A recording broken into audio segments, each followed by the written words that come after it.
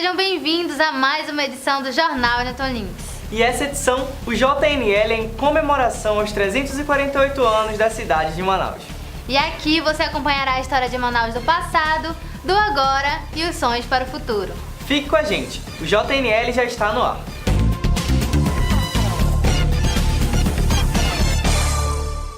Manaus, capital do estado do Amazonas. É o principal centro financeiro, corporativo e econômico da região norte do Brasil, localizada no centro da maior floresta tropical do mundo. Manaus é considerada a Paris dos trópicos por toda a sua beleza importada da Europa. E foi a partir do ciclo da borracha que vieram as grandes construções no coração da selva. Bernardo Ramos, uma das ruas mais antigas de Manaus, ainda guarda elementos arquitetônicos históricos. E a partir de agora, você vai conhecer a história da cidade que foi construída no meio da floresta amazônica.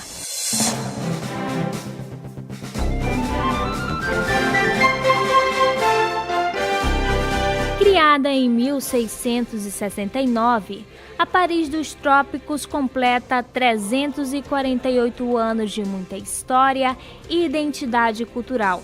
Mais um ciclo completo e escrito com as belezas naturais da Amazônia. Quando a gente lembra da cidade de Manaus, a gente deixa passar aquele período da fundação,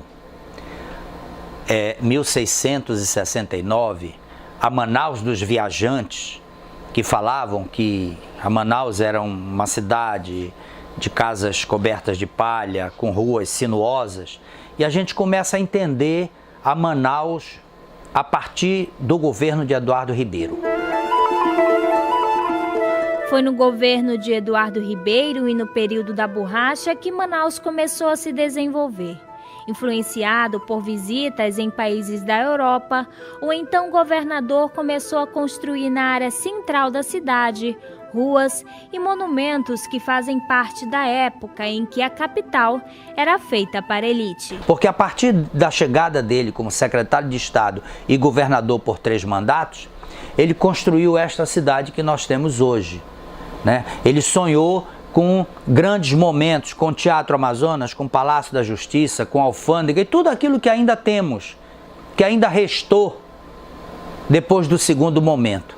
E tudo que era construído aqui, pensava-se sempre no que se via e se produzia na Europa. Manaus foi feito para uma elite que vivia na cidade, os grandes barões da borracha. Foi na época áurea da borracha que a economia do estado começou a se desenvolver. A partir daí, Manaus foi criando estrutura e monumentos que até hoje retratam a originalidade de uma capital que transborda a cultura de canto a canto. A economia era movida pelo extrativismo, principalmente na questão do extrativismo da borracha, né?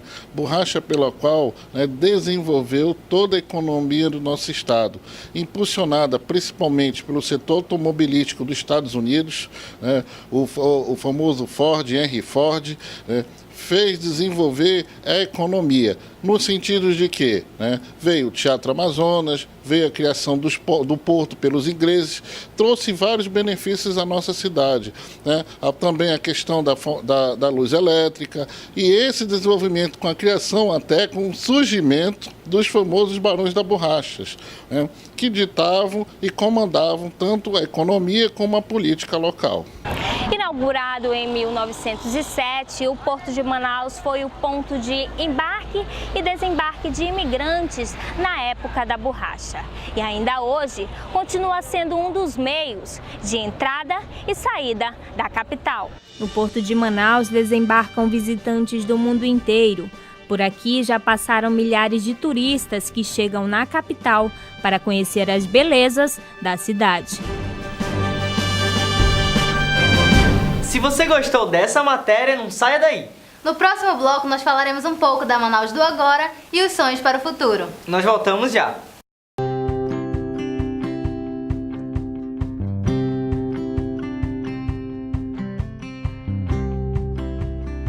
Você quer saber por que eu tô sorrindo? Porque aqui a minha vida acadêmica não acaba na sala de aula. Aqui eu posso estudar e cuidar do meu corpo no mesmo lugar. Aqui eu consigo superar todos os meus limites.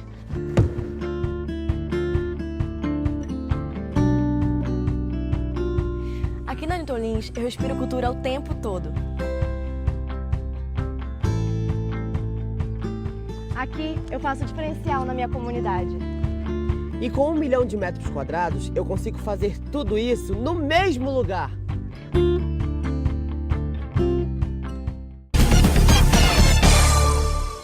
Estamos de volta. Hoje, Manaus é um dos maiores centros industriais do Brasil. A Zona Franca de Manaus, implantada pelo governo brasileiro, é um centro financeiro que tem como objetivo promover a melhor integração produtiva e social desta região ao país. Além de ser um dos maiores destinos turísticos e possuir teatros, casas de shows e espetáculos, também conta com instituições de ensino, museus e galerias de arte. Aos poucos, a pequena cidade tornou-se a grande metrópole da Amazônia.